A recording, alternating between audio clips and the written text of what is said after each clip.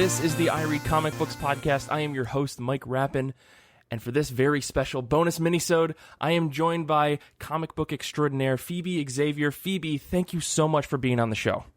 Thank you for having me, Mike. Yeah, I'm really excited to talk about your Kickstarter that's coming up, or the Kickstarter that's going on, I should say. But before we get into that, could you tell folks who maybe haven't heard of you, who you are and what's your deal? Sure. I am Phoebe Xavier, and I write science fiction. I write cyberpunk. I write comic books. I write horror porn. I write. I'm a writer. On an independent comic book brand called 123 Go Publications, and we are a small crew of maybe about 24 people that spans the globe. I think we have people on at least 5 continents on the team, and we put out this anthology. 13th Moon is our 5th title. Gotcha. Yeah, I was going to say the Kickstarter that you have running right now is 13th Moon, which looks fantastic. It's 52-page Halloween Anthology with 7 stories. I will say I got to look at a preview of this book, and all of the stories that I've seen so far look fantastic. I guess my first question about this is, how did you, gather up all of these wonderful creators to put this book together? So there is a Facebook forum that a lot of indie creators are in, and it's specifically for anthology creators. And I think it was in there that I put out the call that I was like, does anybody have complete horror stories to pitch me for an anthology? And that's where I got the Inexorable story and the story called The Dam, which you didn't see that in the preview, but it's a 4-page short. Yeah, it just kind of went from there. But also, Bayron, who did the Lucy and the Doombringers, the first one, that's the cover story and the first 15 pages. Bayron worked with me on Sidereal Apogee, my original book, my flagship book. He did a story in the first issue, and he's also done some other art design work for me over the years. So I've always been in contact with him, and I knew he had this story about like these punk rock or heavy metal demon girls. Mm-hmm. And he refined it to the point where it was just about the one girl, and I basically have been working with him all year, like, hey, where are we at on the story? Because I really want to put it in my book. Well, I will say I did read through that one. That one was very fun, like from beginning to end. And yeah, I guess along with that, a lot of the other creators, like I noticed that there's kind of like a varying lengths and things like that. How did you determine how to, segment things together in the book when you've got a story that's a couple pages versus 8 pages and things like that? Did you have a distinct order in mind, or is it just kind of like how the books fit together when you got them turned in and things like that? I think in general, in several of our titles, Gunmetal Black Ops is another one of our titles that's an anthology, and Sidereal Apogee is an anthology. And the way that I run my anthology books is usually with the biggest story up front, and it's usually the first story is the one that's on the cover. Gotcha. That's all, just in general, the trends that I go with for anthologies. Gotcha. Very cool. Yeah, I don't think we've talked to many folks on our show about like organizing anthologies, but how did you get into the business of saying like, I want to put out anthology books versus I want to try to do like a monthly ongoing, which I think a lot of creators try to do, maybe after they've done anthology work, but like, it seems like you really dig on anthologies. I do. And, I do have a few ongoing titles that are not anthologies, but I would not say that we get them done in a month. Okay. But the whole universe that Sidereal Apogee takes place in comes from a number of other writings that I've done that's narrative fiction, and it already is sort of an anthology in how I'm putting this universe together. I tell different separate tales about different characters in this universe that are sort of connected through this thing called Soul Core, which is like the government body that kind of rules the whole solar system in the future. Mm-hmm. And so there's that, and this underground hacker website that sort of connects the characters in my book. But other than that, like some of the characters only show up once. Some of them are recurring. It depends on which story that I think is cool that I want to tell in that world. Gotcha. That's fantastic. I guess I had like just a couple more questions about 13th Moon. Like, for folks that are interested, the ultimate book's going to be 52 pages. Are you offering any kind of like extravagant, like if you pay $1,000, you could be in the book kind of offerings, or what's the Kickstarter look like for folks that are interested? Not really, but we do have two exclusive drawings by Rich Mulholland, who is in the UK, who is a very talented artist.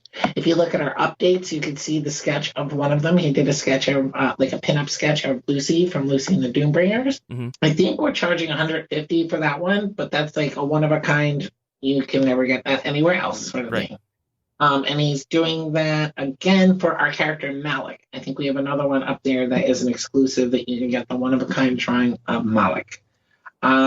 But a lot of it, okay, so we have like a posters bundle, which is a Malik Reigning Devil poster and a Sidereal Apogee poster. We have a merch pack, which I think involves stickers, posters, and buttons.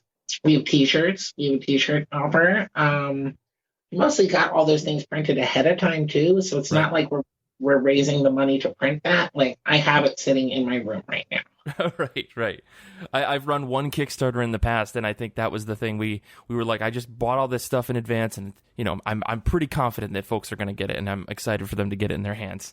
So that's cool. That's good to know. I mean, I know that some people worry about Kickstarters not delivering on time and so on and so forth, but it seems like from the previews you sent me and from the sounds of it, you guys are just ready to deliver as soon as the Kickstarter ends, which is really exciting, or at least close to it, I assume.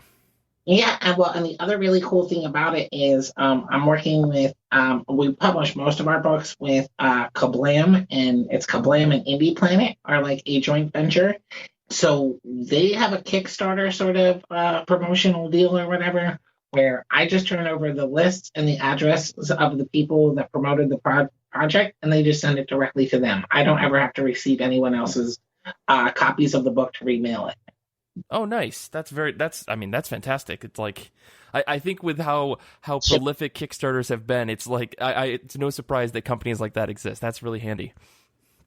Mm-hmm. And speaking, I guess, of that, like, Kickstarter seems to be like a pretty solid venture for you.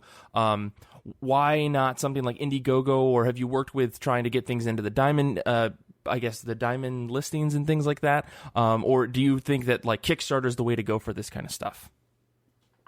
Well, I was part of Caleb Palmquist's Modern Mythology Anthology last year, and it was a $13,000 Kickstarter. And when we kicked off, I thought like that would be impossible.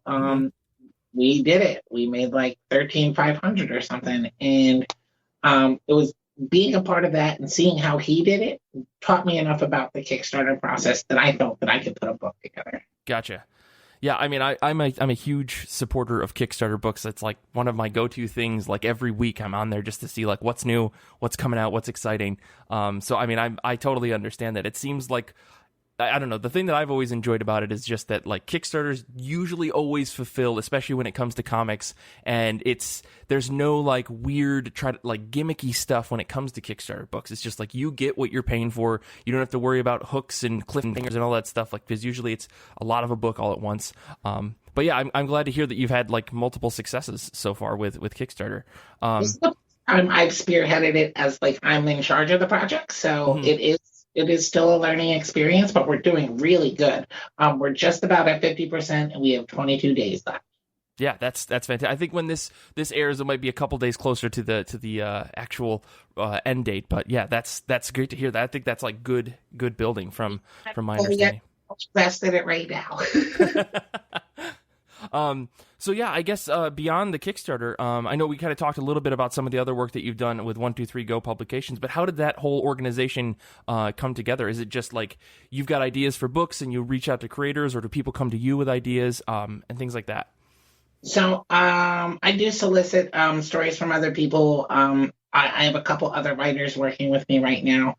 It initially was more a process of me hiring a billion artists to draw all the stories that I wanted to tell. Mm-hmm. And it started with me initially just doing Sidereal Apogee, which is my cyberpunk anthology that takes place in the 2400s, all in the same shared universe.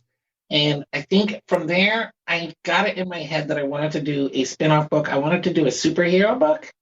so that's where my book Trouble comes from, that she is in the Sidereal Apogee universe, but her book is a totally different pace and tone. It's more like a comedic, very, very comedic. And Xuan Chin, who is the artist for that, he is a hentai artist. So, like, even though there's no explicit sex going on, a lot of like TNA. Okay. Yeah. So it's like visually kind of pops out in that sense. And she's just a really fun character to write. And that's my favorite book right now, actually, of everything we do. But so that was just like me wanting to write a superhero book, but keeping it also in my universe. Moloch Reigning Devil. So Gunmetal Black Ops is our espionage assassin anthology. My friend and part of our team on 123 Go, Frederick Roseman, he had these characters. He's had them for years, Jade Lion and Black Cauldron, and they're a lesbian couple and an assassin pair. And he like draws pinups of them and sells them at conventions and stuff, and had been doing that for years. But he's much more of artist than a writer. Mm-hmm. So I was like, hey, let me write a story for these characters, and then you could draw it. And that's where we got our main story from the first issue there.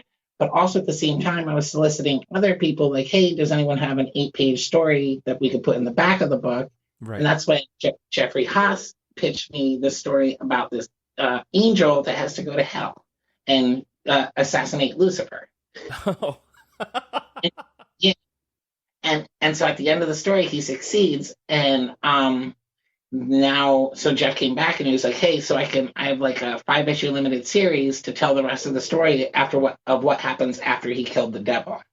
And so that's where we got our other book, Moloch Reigning Devil, from. Issue 2 is in production. I think as far as scripts go, issue 3 I've already approved of, and Jeff is working on issue 4 right now. Holy smokes. That sounds like a lot to manage. I mean, I that's super impressive. I just like, as you're talking, I'm just like, how do you keep track of all these stories and characters? Like, it's mind blowing. It's amazing. I have folders on my computer with their different names on them. That's great.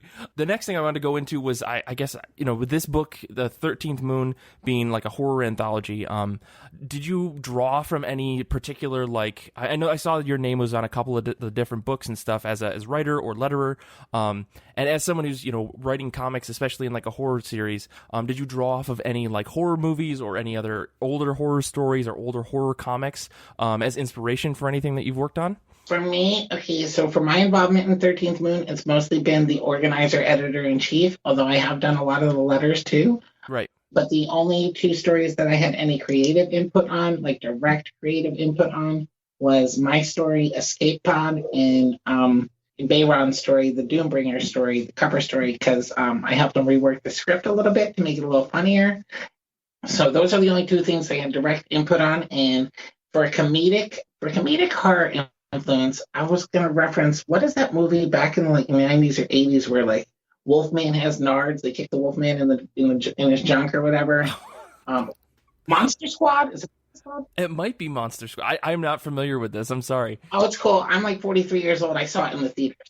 Okay. I think it's Monster Squad. I think it's got the 2 Corys in it. But so I would say that was my inspiration for helping the script with Bayron. And for my story, it's actually a little darker and more like Black Mirror kind of. Yeah. So yeah, I would say that that's where my influence would have drawn from for those 2 stories that I had creative input on for this anthology. But also as editor-in-chief, I did kind of influence like, all right, Philip Buthorn's One-Way Ticket story, which you haven't seen yet, but I have some preview pages up on the Kickstarter. I think we reworked it 2 or 3 times. That like I definitely approve of him. Like I gave him 10 pages in the book, and or I might have started as an 8-page story, but I didn't actually. So I'm drinking while we're having this podcast. That's totally fine. I drink every night. And Philip initially wrote a story about someone who like gets killed on the drunk train, that like they victimize drunks at the end of the night. I was like, no, I don't like that because I get drunk every night. So we reworked it a little bit, and actually the story is so brilliant right now. And I'm glad that I like rejected the 2 versions of it that I did reject, because the 3rd version he came back at me with is a brilliant horror story. So yeah, that's kind of part of my process as an editor. Sometimes I can tell them, like, exactly, like, hey, let's change it to this because I think this works. But sometimes it's just like, this doesn't work, and come back with something better. And I don't always have the exact idea on how to make it better. But yeah, when your team, when your writers come back with something better, when you ask them to, that's the shit. Gonna say you have so much power as editor in chief. That's fantastic. I mean, it's good to hear that you can push back on people and it results in something like very positive. Which now I'm very excited to read that story. Yeah, that story is really good. You're gonna like that.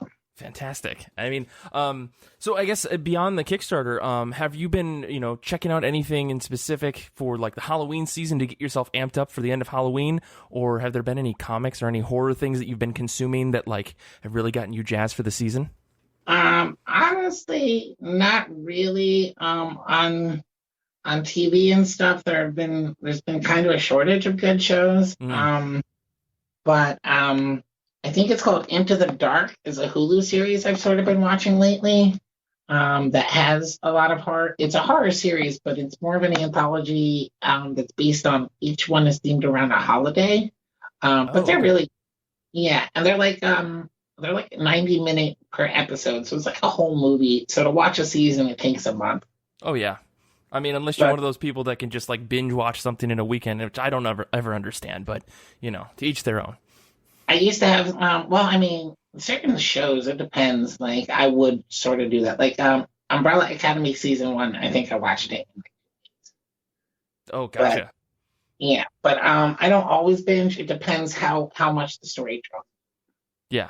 Yeah, I mean, when you watch, things that are compelling, I mean, I get that with Umbrella Academy. Holy smoke. Are you a big fan of the comics? I'm not a huge fan of the comics. I never looked at the comics until I watched that season. Okay. I do appreciate the comic books for what they are, but the show blows me away.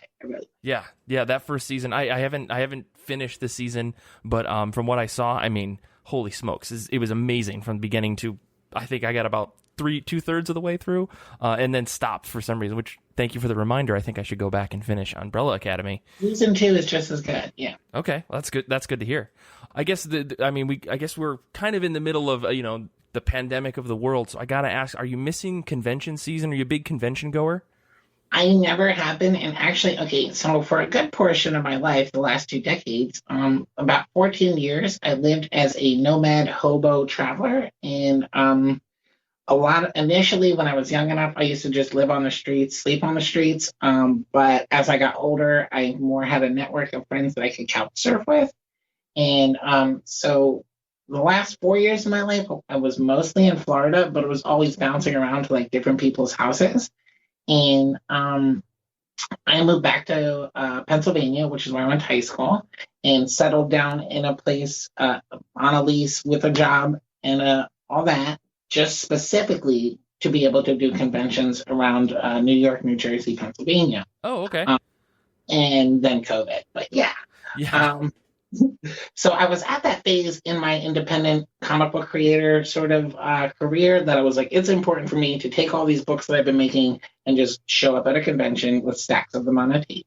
Mm-hmm. But then COVID. So I was never really part of the convention scene, but I'm looking forward to being part of it when it resumes. Yeah, I look forward to seeing you at a convention. Hopefully, I mean, I'm in the New York area myself, so fingers crossed for New York City Comic Con 2021. Chris McCully, who is the author of our Dracula story and who is our colorist for half of this book, Chris is just a brilliant person in general. But Chris was like booked for New York Comic Con as a guest, like to appear and speak or something. Oh wow! Yeah, for 2020, I think. Chris has worked for 2000 AD. He's worked for Todd McFarlane. He works for Marvel right now. Chris is definitely much more professionally engaged in the comic industry than I am. But he works for 123 Go, and he's awesome. That's fantastic. I'm sure that I've seen his work then. I guess, and that actually brings me to another question that I wanted to ask you. How did you get into lettering comics? Was it just like out of necessity, or is it something you have an interest in, beyond writing? Through necessity, and also because I used to make our flyers for our punk rock shows. So I already had a degree of graphic art, graphic design sort of skill going on. Okay. I worked I work in GIMP. I use Linux, so I don't do Photoshop or whatever, but I do use GIMP, which is a version of like or a facsimile of Photoshop kind of, Hmm. but source. So yeah, I was already pretty good with GIMP, and then actually, if you I'll send it to you sometime. If you look at my first two issues of lettering, I was not that great. And it's not horrible. You can read the whole story, but me looking back at it, I'm like, oh shit, I could have been so much better. But over the past 4 years and like getting some critical response from people who do lettering more professionally, my lettering has improved a great deal. And I think Lucy is one of the prime examples, Lucy and the Doombringers, of my how good I've gotten at it. I really like, actually, one of my favorite interchanges of the whole thing is when the demon horse guy curses at her, says something to her, and she's like, "The fuck you will, Chatterhead." But his whole thing, whatever he says, is in a font that you can't read. So it's Hmm. just like in a movie, like when a demon talks and it's in an indecipherable language or whatever. And I think I did that a few times in that story where it's just like someone's speaking in tongues now. Yeah. Yeah, I appreciate the no translation. It adds to like the, realness of, yes, there may actually be a demon here. And if I were to translate it out of that undecipherable font that I put it in, there's actually there's sentences and words in every single one of those bubbles that looks indecipherable. Oh, that's fantastic. I mean, this is like one of those secrets of the trade where you kind of wonder, like, is that real or is it just gibberish that they needed, an alien or a demon to speak or something? That's really cool to know. There's words under there, yeah. Well, okay, I do want to go back to one other thing you said. So you said you used to make posters for like punk rock shows. Were you in a band before you got into comics? I did a lot of hip hop music back in the day, actually. Okay.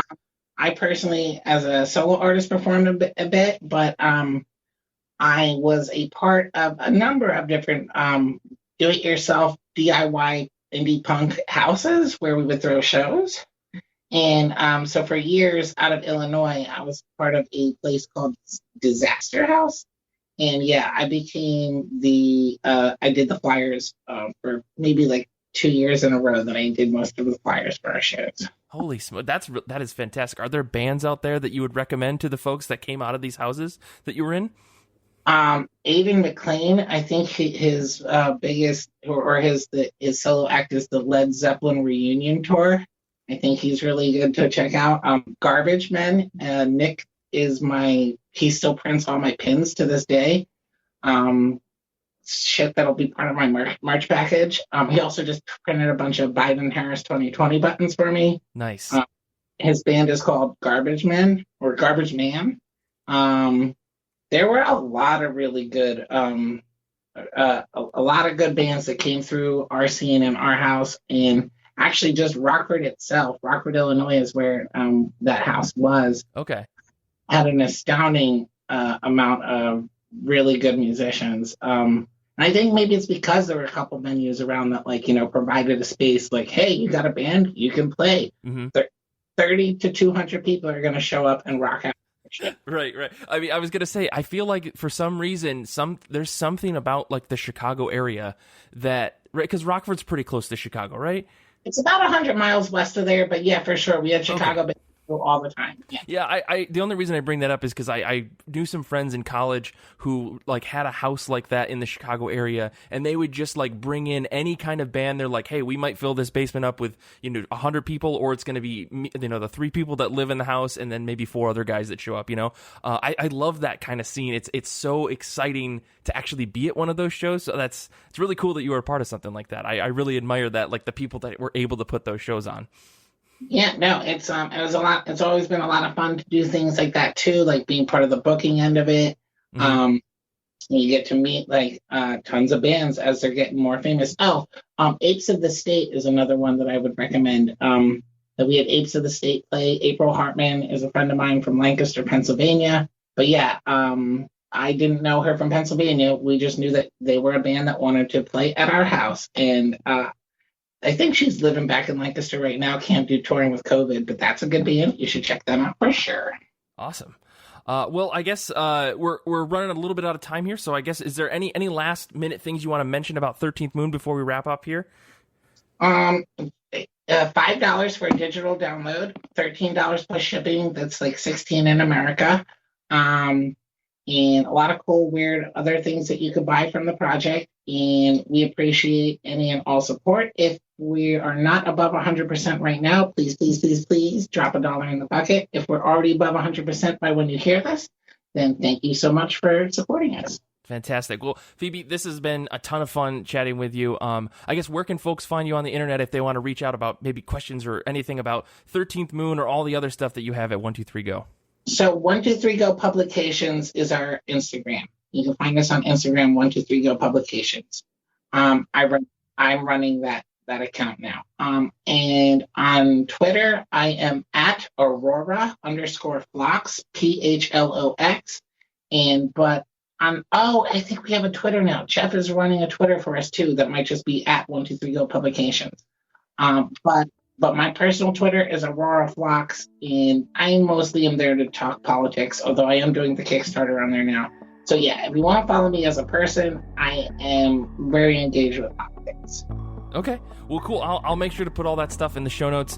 Let me just run through some of our regular stuff here. You can follow everyone on the show. On Twitter, you can follow me at Mike Rapid, and you can follow the show at IRCB Podcast. I want to say thank you to all of our patrons out there. You can find the Patreon at patreon.com/IRCB Podcast. Don't forget to check out our Discord at ircbpodcast.com/Discord. Infinity Shred does all the music for our show. They are the best band in the universe. I want to say thank you to Xander, who's our editor. Thank you again, Phoebe, for being on the show. It has been an absolute pleasure to chat with you. Thanks for having me. Yeah, of course. Until next time, comics are good, and so are you.